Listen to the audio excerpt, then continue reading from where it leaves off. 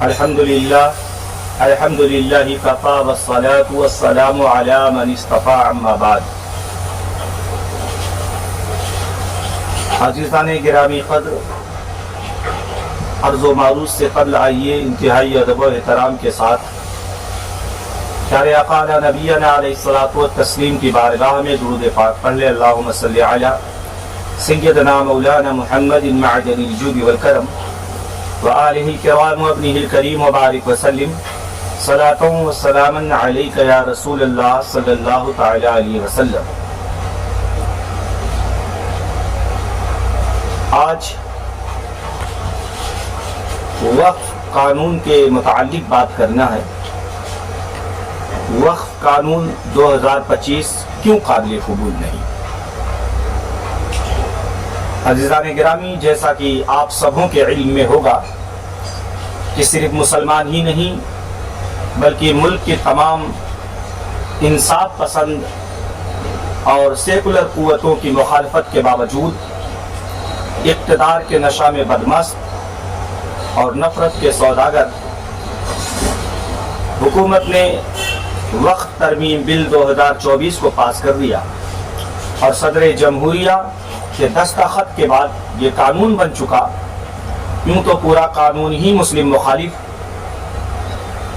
دستور مخالف، ظلم و ناانصافی پر مبنی ہے، لیکن اس کے چند واضح نامنصفانہ پہلو کو نظر میں رکھنے کی ضرورت ہے۔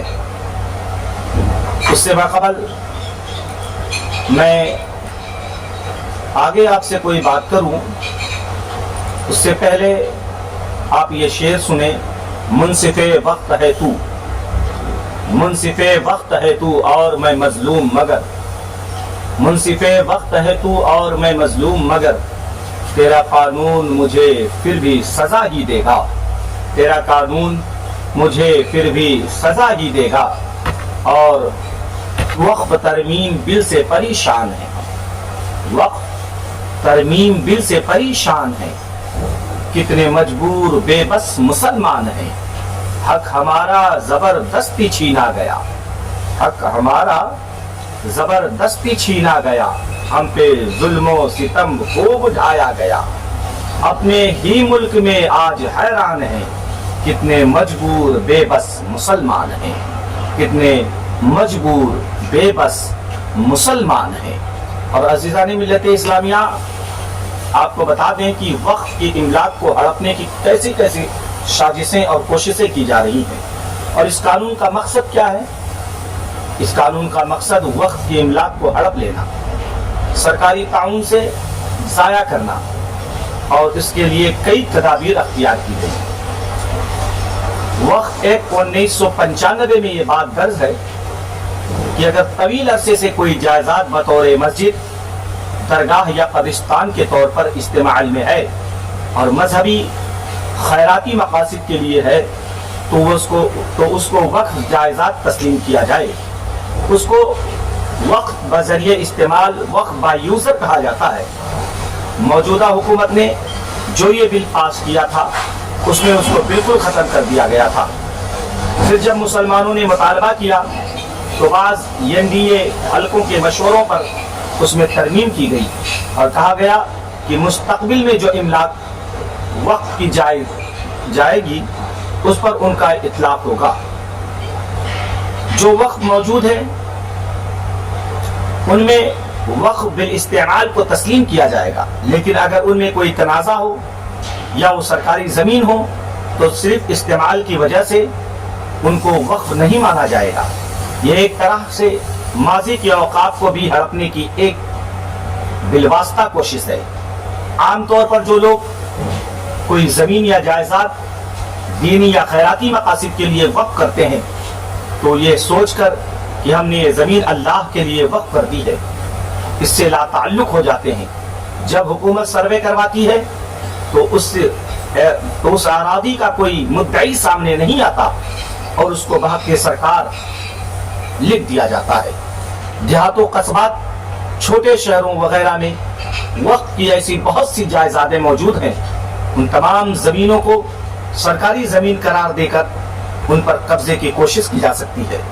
دوسرے، ہمارے ملک میں ہندو دہشت گردوں اور انتہا پسندوں نے کسی بھی مسجد، درگاہ، عیدگاہ وغیرہ پر بلا دلیل و ثبوت ہندو مذہبی مقام ہونے کا مطالبہ کرنے کا سلسلہ شروع کر رکھا ہے، جس کی ابتدا ایودھیا سے شروع ہوئی۔ رات کے اندھیرے میں چھپ چھپا کر وہاں ایک مورتی لا کر رکھی گئی اور دعویٰ کیا گیا یہاں رام جی پرگٹ ہو گئے۔ اب اس طرح کے دعوے ملک کے مختلف حصوں میں کیے جانے لگے۔ اب گیان واپی مسجد میں وضو خانے کے فوارے کو شیولنگ کہا جا رہا ہے۔ وی ایچ پی نے تقریباً 3500 مسجدوں کی فہرست تیار کر رکھی ہے، جس کے بارے میں دعویٰ کیا جا رہا ہے یہاں مندر تھے۔ اس فہرست میں آئے دن اضافہ ہی ہوتا رہتا ہے۔ درگاہوں پر بھگوا جھنڈے لگائے جا رہے ہیں، قبرستانوں کو مسمار کیا جا رہا ہے۔ بے دلیل دعوے کی بنیاد پر حکومت ان کو متنازع تسلیم کر لیتی ہے۔ اس طرح اگر غور کیا جائے تو حکومت نے ایک طرف اپنے حلیفوں کی بات رکھنے کے لیے گزشتہ اوقاف کا استثناء کیا، تو دوسری طرف نہایت ہی چابک دستی کے ساتھ ان پر بھی خود قبضہ کرنے اور ہندو دہشت گردوں کو قبضہ دلانے کا راستہ نکال لیا۔ 1995 کے قانون کے دفعہ 107 کے تحت اوقاف کی جائیداد کو لمیٹیشن ایکٹ سے مستثنی رکھا گیا تھا۔ لمیٹیشن ایکٹ کے تحت کسی جائیداد پر 12 سال یا اس سے زائد قبضے کو ملکیت تسلیم کیا جاتا ہے اور قابل شخص کو اس کا مالک تسلیم کر لیا جاتا ہے۔ وقف کی جائیداد کو اس سے مستثنی کیا گیا تھا۔ اس کا فائدہ یہ تھا کہ وقف کی جائیداد پر قدیم غاصبانہ قبضے ختم کروا سکتے تھے۔ موجودہ قانون میں لمیٹیشن ایکٹ سے وقف کی جائیداد کے استثناء کو ختم کر دیا گیا اور اس طرح قدیم غاصبانہ قبضے کو جواز فراہم کیا گیا۔ ہندوستان میں بہت سے مسلمان بادشاہوں، نوابوں اور زمینداروں نے اپنی غیر مسلم رعایا کے لیے وقف کیا۔ اس طرح سے غیر مسلم حکمرانوں اور راجاؤں نے بھی مسلمانوں کے لیے زمینیں، عمارتیں دان دی، اور آج بھی بہت سے غیر مسلم بھائی اپنے مسلمان ہمسایوں کے لیے خیر کے کاموں میں زمین دیتے ہیں۔ اسی طرح مسلمان بھی برادران وطن کے لیے زمین کا تحفہ دیتے ہیں۔ موجودہ قانون کے تحت وہ جائیداد ہے جو کسی غیر مسلم نے وقف کے لیے عطیہ کی ہو اور بطور مسجد، قبرستان اور مسافر خانہ استعمال ہو رہی ہوں، ختم کر دیا گیا۔ لہذا غیر مسلموں کے عطیات یا وقف کے دائرے سے باہر نکل جائیں گے اور بہت سے اوقاف پر سرکاری قابض ہو جانے کا خطرہ ہے۔ یہ قانون پوری طرح سے تفریق اور امتیاز پر مبنی ہے۔ وقف بذریعہ استعمال کی صورت ہندو مذہبی املاک کے لیے، سکھوں، بدھسٹوں اور دوسرے مذاہب کے ماننے والوں کے لیے اب بھی تسلیم کی جاتی ہے، لیکن مسلمانوں کے اوقاف کے معاملے میں اس کو ختم کرنے کی کوشش کی گئی۔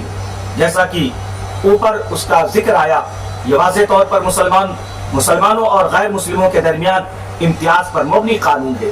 لمیٹیشن ایکٹ سے استثناء کا قانون ہندو، سکھ، بودھ، کرسچن وغیرہ کے لیے بھی موجود ہے، لیکن یہ قانون مسلمانوں کو اپنے اوقاف کے تحفظ سے محروم کرتا ہے۔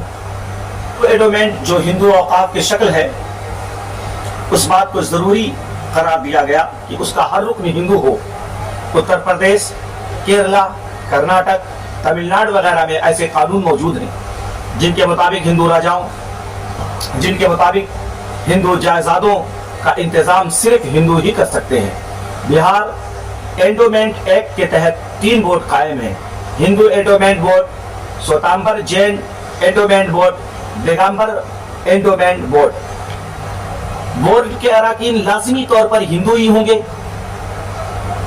گرودوارہ پربندھک کمیٹی کے ارکان بھی لازمی طور پر سکھ فرقے ہی میں سے ہوں گے۔ موجودہ قانون میں وقف انتظامیہ میں کم سے کم 2 غیر مسلموں کی نمائندگی لازم کر دی گئی اور مسلم نمائندگی کو مختلف پہلوؤں سے کم کیا گیا۔ پہلے شرط تھی کہ وقف بورڈ کا چیف ایک توریو مسلمان ہوگا، اب اس شرط کو ہٹا دیا گیا۔ پہلے وقف بورڈ کی سفارش پر چیف ایک توریو کا تقرر ہوتا تھا، اب حکومت خود اس کا تقرر کرے گی۔ سینٹرل وقف کونسل میں پہلے ایک غیر مسلم رکن ہو سکتا تھا، اب ان غیر مسلم اراکین کی تعداد بحیثیت رکن و بحیثیت عہدہ 13 ہو سکتی ہے اور 2 غیر مسلم اراکین تو لازماً شامل ہوں گے۔ پہلے ریاستی وقف بورڈ میں صرف ایک غیر مسلم اس کا چیئر پرسن ہو سکتا تھا، جبکہ باقی سارے ارکان مسلمان ہوتے تھے اور انتخاب کے ذریعے آتے تھے۔ اب بورڈ کے 7 ارکان غیر مسلم ہو سکتے ہیں اور 2 ارکان کا غیر مسلم ہونا لازم ہے۔ نیز ارکان کو وقف بورڈ منتخب نہیں کرے گا بلکہ ریاستی حکومت نامزد کرے گی۔ نئے اوقاف کو روکنے کی بھی کوشش کی گئی، چنانچہ آگے بات ہو چکی ہے کہ غیر مسلم وقف نہیں کر سکتا۔ اسی طرح اس قانون کے مطابق جو شخص گزشتہ کم سے کم 5 سال سے اسلام پر عمل کر رہا ہو صرف وہی وقف قائم کر سکتا ہے۔ یہ پوری طرح شریعت کے خلاف ہے۔ اسلام کی نظر میں جو شخص آج اسلام قبول کرے وہ بھی اسی طرح مسلمان ہے جیسے 5 سال پہلے مسلمان ہونے والا شخص۔ یہ 5 سال تک ایک مسلمان کو ان کے بنیادی مذہبی حق سے محروم کرنے کے مترادف ہے۔ اسی طرح وقف کے عمل کو دشوار بنا دیا گیا اور پھر یہ ثابت کرنا کہ وقف کرنے والا اسلام کی تمام تعلیمات پر 5 سال سے عمل پیرا ہے بے حد مشکل ہے۔ اس کا تصور یہ ہے کہ مالک کو اپنی املاک پر جائز تصرف کرنے کا پورا حق ہے اور شریعت کی نظر میں اپنی اولاد اور رشتہ داروں کے ساتھ حسن سلوک بھی ایک کار ثواب ہے۔ یہاں تک کہ آپ صلی اللہ علیہ وسلم نے فرمایا کہ بیوی کے منہ میں لقمہ رکھنا بھی ثواب کا باعث ہے۔ اسی لیے اسلام میں وقف علی الاولاد کا تصور ہے جو رسول اللہ صلی اللہ علیہ وسلم، حضرت سیدنا ابوبکر صدیق، حضرت سیدنا عمر فاروق، حضرت سیدنا مولا علی مشکل کشا اور مختلف صحابہ کرام رضوان اللہ تعالی علیہم اجمعین کے عمل سے ثابت ہے۔ یعنی ایسا ہو سکتا ہے کہ کوئی شخص اپنی زمین یا جائیداد اولاد پر وقف کرے۔ ایسی صورت میں وقف کرنے والے کی شرط کے مطابق اس کے خاندان کے لوگ اس زمین و جائیداد سے فائدہ تو اٹھائیں گے لیکن اس کو بیچنے کے مجاز نہیں ہوں گے۔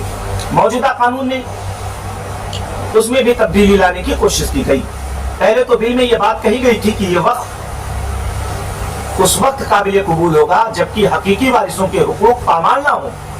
یہ شرط بھی ناقابل قبول تھی کیونکہ ورثہ کو تقسیم وراثت کے ذریعے اپنا حق ملتا ہے اور یہ حق مالک کے موت کے بعد متعلق ہوتا ہے۔ اب بعد میں جو 14 ترامیم آئیں ان میں سے کہا گیا کہ وقف علی الاولاد اس طرح کیا جائے کہ اس سے کسی کا قانونی حق تلف نہ۔ اس میں بہت زیادہ عموم ہے اور یہ شریعت کے مقرر کیے ہوئے وصولوں میں دخل دینا ہے۔ قانون وقف کو کمزور کرنے کی ایک اور صورت یہ اختیار کی گئی کہ پہلے قانون وقف کو اور رائڈنگ ایکٹ تسلیم کیا گیا تھا، یعنی اگر دوسرے قوانین سے وقف قانون کا تعارض ہو تو وقف قانون لاگو ہوگا۔ اس بل میں اسے بھی ختم کر دیا گیا۔ حقیقت یہ ہے کہ وقف ایکٹ ایک اسپیشل قانون ہے اور مسلمہ قانونی وصول سپریم کورٹ کے فیصلے کے مطابق اگر کوئی اسپیشل قانون کسی جنرل قانون سے ٹکراتا ہے تو اس صورت میں اسپیشل قانون کو فوقیت حاصل ہوتی ہے۔ یہ صرف وقف ایکٹ کے ساتھ خاص نہیں بلکہ یہ وصول دیگر اسپیشل ایکٹ پر بھی نافذ ہوتا ہے، مگر وقف کو اس سے محروم کر دیا گیا اور جھوٹ کا سہارا لیا گیا۔ افسوس کہ حکومت کے موجودہ ذمہ داروں نے جھوٹ بولنے کا ریکارڈ قائم کیا۔ اگر جھوٹ بولنے اور جھوٹے وعدے کرنے پر کوئی ایوارڈ دیا جاتا تو شاید ملک کے وزیر اعظم اور وزیر داخلہ اس کے اولین مستحق قرار پاتے۔ وقت کے سلسلے میں بار بار کچھ جھوٹ دہرائے جاتے ہیں جو برادران وطن کو متاثر کرتے ہیں، ان کا تذکرہ بھی مناسب معلوم ہوتا ہے۔ نمبر 1، وقف بورڈ کو کسی بھی جائیداد پر دعویٰ کرنے کے مطلق اختیارات دیے گئے ہیں۔ یہی وجہ ہے کہ آج ملک بھر میں وقف جائیداد تقریباً 6 لاکھ ایکڑ پر محیط ہے اور ملک کے تیسرے سب سے بڑے زمین کے مالک ہیں۔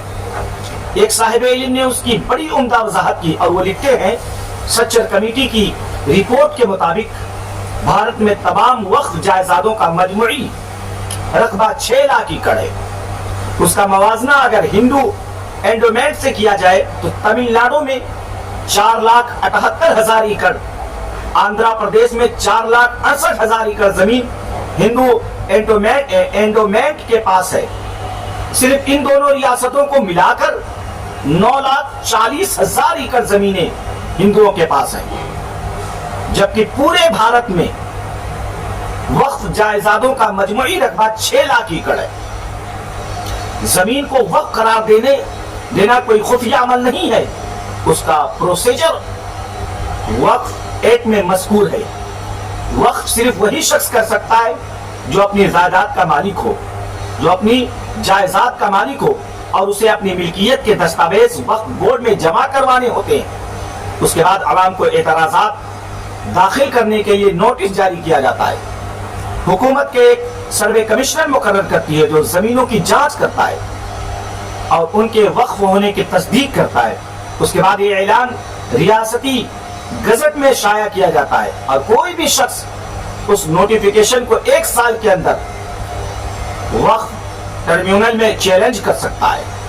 उसकी हकीकत यह है कि हिंदुस्तान में 7,70,000 गांव हैं। अगर मान लिया जाए कि उनमें से निस्फ तादाद में कम या ज्यादा मुसलमान भी बसते हैं, तो ऐसे गांव की तादाद 3,50,000 होती है। मुसलमान जहां भी आबाद होते हैं वहां कम से कम एक कब्रिस्तान होता है, ईदगाह होती है और नमाज के लिए मस्जिद होती है। अगर कब्रिस्तान और ईदगाह के लिए 1 एकड़ और मस्जिद के लिए निस्फ एकड़ यानी औसतन 2.5 एकड़ फी आबादी जमीन फर्ज की जाए तो उसकी मिकदार तो 9,62,500 एकड़ जमीन होनी चाहिए। जैसा कि हिंदू भाइयों के यहाँ मंदिर, मठ, शमशान घाट वगैरह होते हैं, अगर उस हिसाब से देखें तो 6 लाख एकड़ जमीन कोई बड़ा रकबा नहीं है और फिर सरकार की दी हुई नहीं है बल्कि खुद मुसलमानों की है। ये भी तासुर दिया जा रहा है कि वक्फ की जायदाद का फैसला एक तरफा तौर पर वक्फ ट्रिब्यूनल को कर दिया गया और किसी भी जायदाद को अपने कब्जे में ले सकता है। हकीकत यह है कि वक्फ ट्रिब्यूनल की हैसियत सिविल अदालत की है, जिसका आला अफसर डिस्ट्रिक्ट जज होता है। अगर वक्फ की जायदाद पर कोई शख्स, इदारा या सरकारी काबिज हो तो उसमें केस चलते हैं, फरीकैन अपना सबूत पेश करते हैं, उसकी रोशनी में ट्रिब्यूनल फैसला करता है। अगर फैसले पर कोई एक फरीक मुतमईन नहीं होता तो हाई कोर्ट जा सकता है और वहां कोर्ट के फैसले से मुतमईन ना हो तो सुप्रीम कोर्ट में भी चैलेंज कर सकता है। इसलिए यह कहना कि वक्फ ट्रिब्यूनल की मदद से वक्फ बोर्ड जायदाद को वक्फ करार देता है झूठ है, बेबुनियाद है, प्रोपगंडा है, वक्फ को बदनाम करने की साजिश है। अब मुअतरिज़ीन बार बार ये बात उठाते हैं कि साबिका कानून वक्फ बोर्ड की तो किसी भी जमीन पर दावा करने का मौका फराहम करता है। यह भी धोखा है और झूठ है। सवाल यह है, क्या वक्फ बोर्ड किसी सबूत और शहादत के बगैर कोई दावा कर सकता है? और क्या सिर्फ वक्फ बोर्ड के किसी दावे की बुनियाद पर कोई फैसला हो सकता है? हकीकत यह है कि किसी भी शख्स पर पाबंदी नहीं है कि वो किसी जमीन पर अपना हक पेश कर सकता है और किस पर नहीं। अलबत्ता ये जरूर है कि कोई भी शख्स दावा करे तो काबिल कबूल सबूत के बगैर दावा कबूल नहीं किया जाता और मुकदमा कबूल करने के बाद जब तक कोई बात सबूत और शहादत से साबित ना हो जाए उस दावे पर मुहर नहीं लगाई जाती और उस दावे का नफाज नहीं होता। इसीलिए ये सिर्फ प्रोपगंडा है।